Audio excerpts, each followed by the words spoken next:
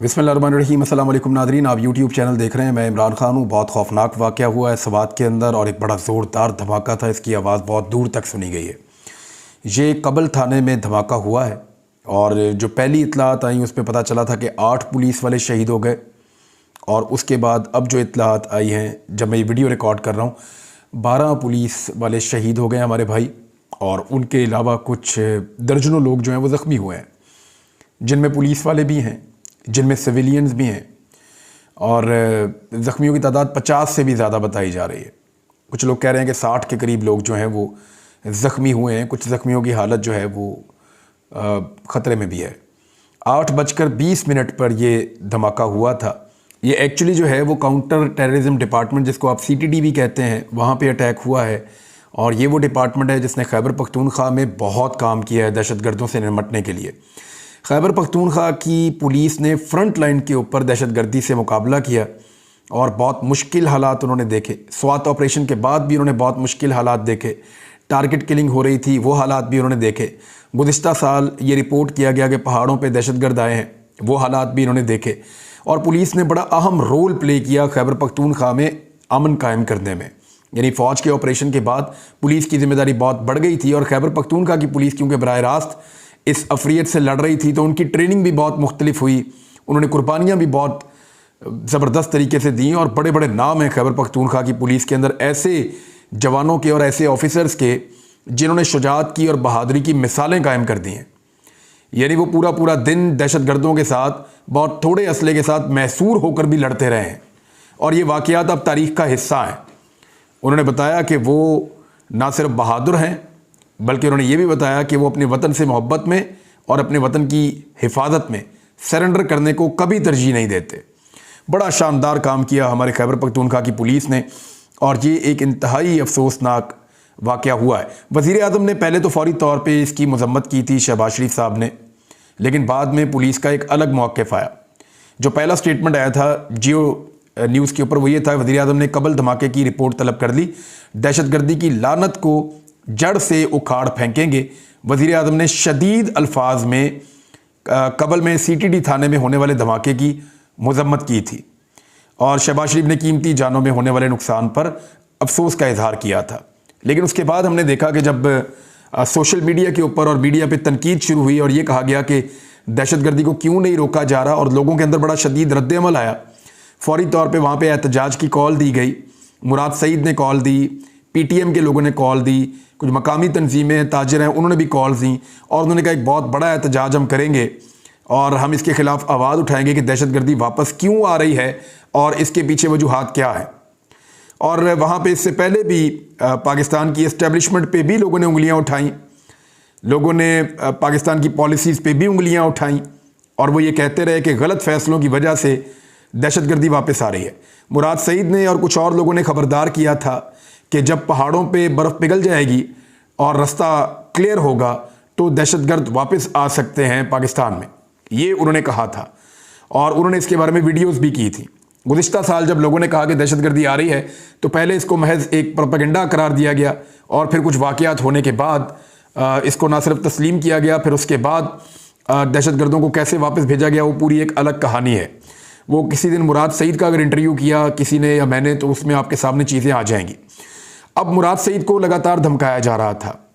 ये जो वाक़या है इसको फिर पता नहीं कवर किया जा रहा है या दुरुस्त बात की जा रही है, इसके बारे में मैं कुछ कह नहीं सकता, क्योंकि सबसे पहले यही कहा गया कि यह दहशतगर्दी हुई है। पाकिस्तान के सारे मीडिया ने यही रिपोर्ट किया कि दहशतगर्दी हुई है। जो ऐनी शाहिदीन है वो तो बहुत अजीब अजीब अफवाहें भी हैं वहाँ पे। कुछ लोग कहते हैं कि ये कोई चीज़ मारी गई है, कुछ लोग कहते हैं कि ये प्लांटेड कोई बम था जिसको फाड़ा गया है। हर एक की अपनी अपनी वहाँ पे राय, लेकिन धमाका बहुत शदीद नौयत का, आसपास का पूरा इलाका लरस गया था। और इस तरह के धमाके पहले स्वात के लोगों ने सुने हुए हैं। तो उसके बाद जो ऐनी शाहिदीन है वो ये मौक़िफ़ मानने को तैयार नहीं है जो पुलिस ने दिया वहाँ पे DPO साहब ने आके। उन्होंने कहा ये शॉर्ट सर्किट हुआ और हमारे पास कुछ बारूद पड़ा हुआ था जो हमने रिकवरियाँ की हुई थी, वो धमाके से उड़ गया और उसके बाद ये तबाही हुई है।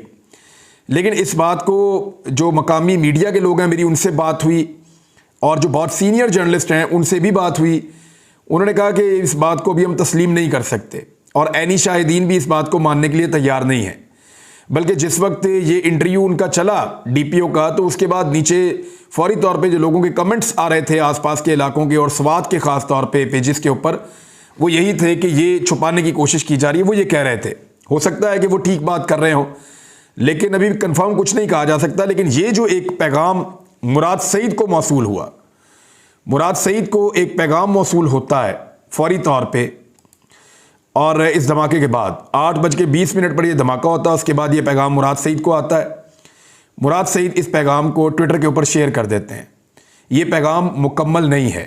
मुराद सईद ने जितना पैगाम ट्विटर पे शेयर किया, ये 47 सेकंड की एक ऑडियो है जो उन्होंने शेयर की है, लेकिन इसका जो बाकी हिस्सा है वो उन्होंने शेयर नहीं किया।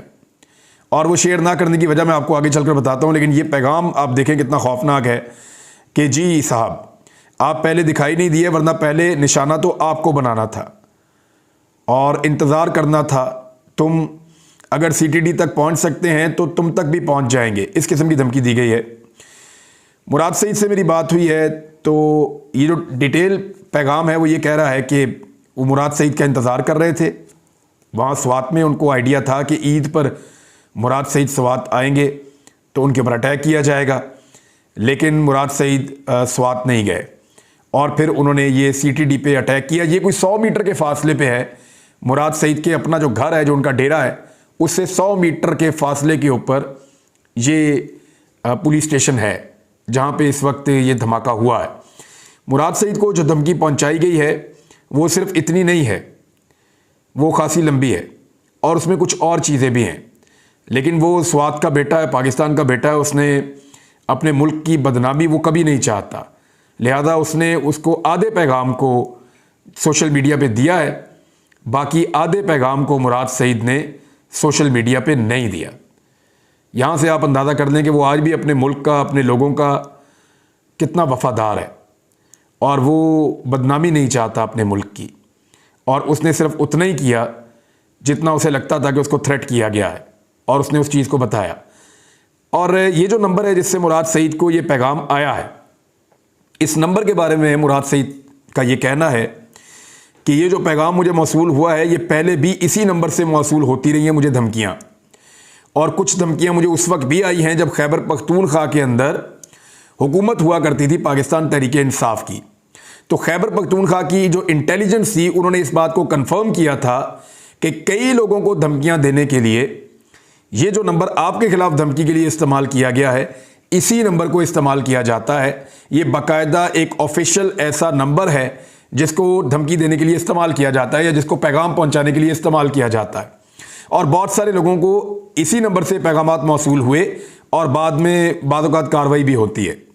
तो मुराद सईद साहब ने यह कंफर्म किया कि यही नंबर था पहले भी, यही नंबर है अब भी, और इसी नंबर से पहले भी धमकी आई थी। और खैबर पख्तूनख्वा की जो गवर्नमेंट थी, जब पाकिस्तान तहरीक इंसाफ की थी, तो उन्होंने कंफर्म किया कि ये नंबर एग्जैक्टली उन्हीं के इस्तेमाल में है जो आप तक ये पैगाम पहुंचा रहे हैं। ये कोई फेक चीज़ नहीं है, उसी नंबर को दोबारा इस्तेमाल किया गया है। अब एक तरफ पुलिस का मौक़िफ़ है कि ये दहशतगर्दी नहीं है, शॉर्ट सर्किट हुआ है, उसके नतीजे में धमाका हुआ है। एक तरफ मुराद सईद को आने वाला पैगाम है जिसमें पैगाम भेजने वाले का मौक़िफ़ है कि ये उन्होंने किया है और वो मुराद सईद को मारना चाहते हैं। अब ये दो मौक़िफ़ अलग अलग आ गए। बजाय इसके कि मुराद सईद को सिक्योरिटी फ़राहम की जाए, बजाय इसके कि उसको तहफ़्फ़ुज़ फ़राहम किया जाए, वो एक मजबूत आवाज़ है दहशतगर्दी के ख़िलाफ़। लोग उसकी आवाज़ पे बाहर आते हैं और एक यकजहती की अलामत है। वो दहशतगर्दी के ख़िलाफ़ है, तरक्की पसंद नौजवानों में से एक है, लोगों को इकट्ठा कर सकता है और हमेशा से पाकिस्तान और पाकिस्तान के इदारों के साथ खड़ा रहा है और हमेशा पाकिस्तान की साइड से बात करता रहा है। पाकिस्तान के ख़िलाफ़ होने वाले तमाम प्रोपेगेंडास का मुंह तोड़ जवाब भी देता रहा है। ऐसे नौजवान को बजाय इसके कि सिक्योरिटी फ़राहम की जाए, उसकी हिफाजत की जाए, किया ये जा रहा है कि जहाँ पे वो मौजूद है उसके आसपास एक जाल बिछाया गया है कि जब ये बाहर निकलेगा इसको गिरफ़्तार किया जाएगा, और उसके ऊपर भी गद्दारियों और बगावतों के मुकदमे दर्ज किए जा रहे हैं। अब ये रियासत कहाँ ले जाना चाहती है लोगों को और कहाँ पहुँचाना चाहती है लोगों की सोच को, और एस्टेब्लिशमेंट के ख़िलाफ़ मज़ीद कितनी नफ़रत पैदा करना चाहती है, और एस्टेब्लिशमेंट भी ख़ुद अपने लिए मज़ीद कितनी नफ़रत समेटना चाहती है, मुझे बिल्कुल समझ नहीं आ रही। ये वाक़यात रुकने चाहिए हमारा पूरा फोकस जो है पाकिस्तान और पाकिस्तानियों के तहफ़्फ़ुज़ के ऊपर होना चाहिए। और ये जो सियासत है, ये जो गंदी सियासत पाकिस्तान में हो रही है, पाकिस्तान के इदारों को इससे अपने आप को बाहर निकालना चाहिए और अपने काम से काम रखना चाहिए। अपने आप को अपने काम तक महदूद करें, लोग आपकी इज्जत करेंगे। वज़ीर-ए-आज़म पाकिस्तान ने पहले इसकी मजम्मत भी की, इसको दहशतगर्दी करार भी दिया और दहशतगर्दी को जड़ से उखाड़ फेंकने का आज़म भी किया। और उसके बाद वज़ीर-ए-आज़म जो हैं वो खामोश हैं और एक नया मौक़िफ़ इसके अंदर सामने आ गया है। दहशतगर्दी का ये वाक़या जो है, चाहे ये दहशतगर्दी है चाहे ये लापरवाही है, हमारी बहुत कीमती जानें ज़ाया हुई हैं और ये वो पुलिस वाले हैं जो फ्रंट लाइन के ऊपर ऑपरेशंस करते हैं। अल्लाह ताला इनके दर्जात बुलंद करे, जो शहीद हुए हैं उनके लवाहिकीन को सब्र अता फरमाए और पाकिस्तान की अल्लाह ताला हिफाजत फरमाए और हमें फोकस करने की तौफीक अता फरमाए कि हम अपने दुश्मनों से लड़ सकें, उनका मुकाबला कर सकें। बल्कि अभी जो लेटेस्ट मेरे पास इंफॉर्मेशन मौजूद है उसके मुताबिक तो ये है कि 2 ऑफिसर समेत 15 पुलिस वाले जो हैं वो शहीद हो गए हैं। और क्योंकि कुछ लोग जो हैं वो बहुत शदीद ज़ख्मी हैं, अल्लाह ताला उनको सेहत अता फरमाए और उनकी मुश्किल को आसान करे। ये बड़ा तकलीफ़ दे टाइम है पुलिस के लिए। इससे पहले पेशावर में एक बड़ा खौफनाक वाक़या हुआ था, अभी तक उस बारे में भी तहकीकात चल रही हैं। वो मामला कहाँ तक पहुँचा, तफसीलात आएंगी तो आपके साथ शेयर करेंगे। लकी मरवत में ऑपरेशन के दौरान 2 बम्बारों ने ख़ुद को धमाके से उड़ा लिया है, वहाँ पे भी ऑपरेशन हुआ है और एक दहशतगर्द फायरिंग के अंदर मारा गया है। और ये नवाही गांव पहाड़ खेल है लकी मरवत का, जहाँ पे ये ऑपरेशन किया गया है और सीटीडी और मकामी पुलिस एहलकारों ने ये ऑपरेशन किया। मैं आपको पहले बता रहा था कि पुलिस ने बड़ा शानदार काम किया खैबर पख्तूनख्वा में। और ये सीटीडी पुलिस है जो लड़ाई कर रही थी, उसमें 2 खुदकुश बम्बार ऐसे नरगे में आए कि उन्होंने खुद को धमाके से उड़ा लिया और फायरिंग के तबादले में एक दहशतगर्द जो है वो मारा भी गया। जबकि फायरिंग के तबादले में 2 सीटीडी एहलकार ज़ख्मी और इंस्पेक्टर जावेद और एएसआई इरफान ये ज़ख्मी हुए हैं और इन्हें गवर्नमेंट सिटी अस्पताल में मुंतकिल कर दिया गया है।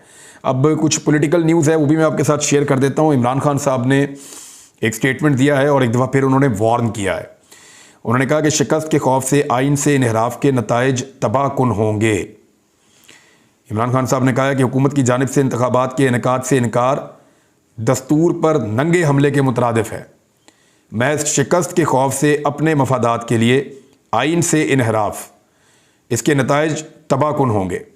सीनियर सहाफ़ियों और एंकर पर्सन के साथ मुलाकात में इमरान खान साहब बातचीत कर रहे थे और उन्होंने कहा कि इस वक्त जो मुल्क में बहरान जारी है उसका वाहिद हल साफ़ और शफाफ इंतखाबात हैं। जमहूर से आप जाकर रुजू करें ताकि जमहूरियत आए इस मुल्क के अंदर। अवाम अपने इख्तियार को साफ़ शफाफ तरीके से मुंतखब नुमाइंदों के ज़रिए बरूए कार लाते हैं। उन्होंने कहा हुकूमत की जानिब से इंतखाबात के इनेकाद से इनकार दस्तूर पर नंगे हमले के मुतरादिफ है। महज शिकस्त के खौफ से अपने मफादात के लिए आइन से इन्हराफ के नताइज तबाहकुन होंगे। अच्छा, इमरान खान साहब ने 1-2 और चीज़ें भी की। उन्होंने कहा फस्तायत चल रही है, फिर उन्होंने ये भी कहा कि वो सड़कों पर निकलेंगे और वो एक बयानिया तैयार कर रहे हैं, जबकि वकला भी उनके साथ हैं। और जो मेन किरदार होगा इसमें अदलिया का होगा। देखना यह है कि 27 तारीख को अदलिया मज़ीद रिस्ट्रेंट का मुजाहरा करती है या फ्रंट लाइन के ऊपर आकर वो ये कहती है कि आईने पाकिस्तान के मुताबिक अब इंतखाबात में जाइए, आप अगर मुज़ाकरात में कामयाब नहीं हो रहे तो इसमें अदालत का कोई कसूर नहीं है। आसिफ अली जरदारी साहब ऐसा लगता है कि PMLN की पॉलिसी से कुछ हद तक बेजार हुए हैं। जरदारी साहब फरमा रहे हैं कि हम मजबूरी के तहत इत्तेहादी हुकूमत का हिस्सा बने हैं। कारकुनों से खिताब कर रहे थे, उन्होंने कहा कि मौजूदा हुकूमत का हिस्सा ना बनते तो फिर इमरान खान साहब नहीं जा सकते थे। बहरहाल मजबूरी के तहत हम हुकूमत का हिस्सा बने हैं और जरदारी साहब आहिस्ता आहिस्ता अपनी मज़ीद मजबूरियाँ भी बताएंगे, आगे भी बताएंगे कि वो किस मजबूरी के तहत बिलावल जो है वो वज़ीर ख़ारजा बने। जरदारी साहब और उनकी जमात ने कैसे वजारतें ली और बहुत सारी चीज़ें उनको बतानी पड़ेंगी और वो मजबूरी कैसे आई, किसने उनको क्या बताया। अगर जरदारी साहब ये सारे राज खोल दें तो बहुत सारे ऐसे लोग बेनकाब हो जाएंगे कि आप सोच भी नहीं सकते। बहरहाल जरदारी साहब मजबूरी के तहत ही अपनी पार्टी के शरीक चेयरमैन भी बने थे एक दौर में, और जब मजबूरी के तहत वो शरीक चेयरमैन बने थे तो उसके बाद पार्टी के साथ क्या हुआ वो आपके सामने है। अब वो मजबूरी के तहत PMLN के इत्तेहादी बन के हुकूमत में आए हैं, PMLN के साथ क्या हुआ वो भी आप देख लें। तो जरदारी साहब मजबूरी के तहत जिसको भी मिलते हैं या जिसके साथ भी शरीक होते हैं फिर उसके गम में शरीक होना पड़ता है लोगों को, और कुछ नहीं बचता। अब तक के लिए इतना ही। अपना ख्याल रखिएगा, अपने इस चैनल का भी। अल्लाह हाफ़िज़।